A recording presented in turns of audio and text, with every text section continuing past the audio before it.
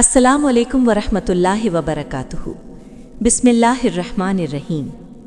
मुहम्मद बिन Abdurrahman से रिवायत है, वो नबी अकरम सल्लल्लाहु अलैहि वसल्लम के असहाब में से एक शख्स से रिवायत करते हैं कि जब हज़रत अली रज़ी अल्लाह ताला अन्हु ने रसूलुल्लाह सल्लल्लाहु अलैहि वसल्लम की साहबजादी हज़रत फ़ातिमा रज़ी अल्लाह ताला अन्हा से शादी की और उनके पास जाने का इरादा किया तो रसूलुल्लाह सल्लल्लाहु अलैहि वसल्लम ने उन्हें मना फरमा दिया जब तक कि वो उन्हें कुछ दे न दें।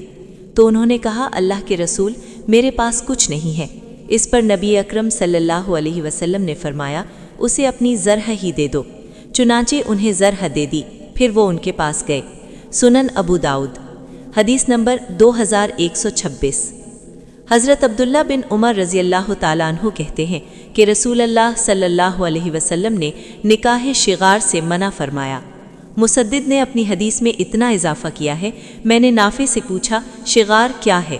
उन्होंने कहा, आदमी किसी की बेटी से निकाह बग़ैर महर के करे और अपनी बेटी का निकाह उससे बग़ैर महर के कर दे। इसी तरह किसी की बहन से बग़ैर महर के निकाह करे और अपनी बहन का निकाह उससे बग़ैर महर के कर दे। सुनन अबू दाऊद हदीस नंबर 2074।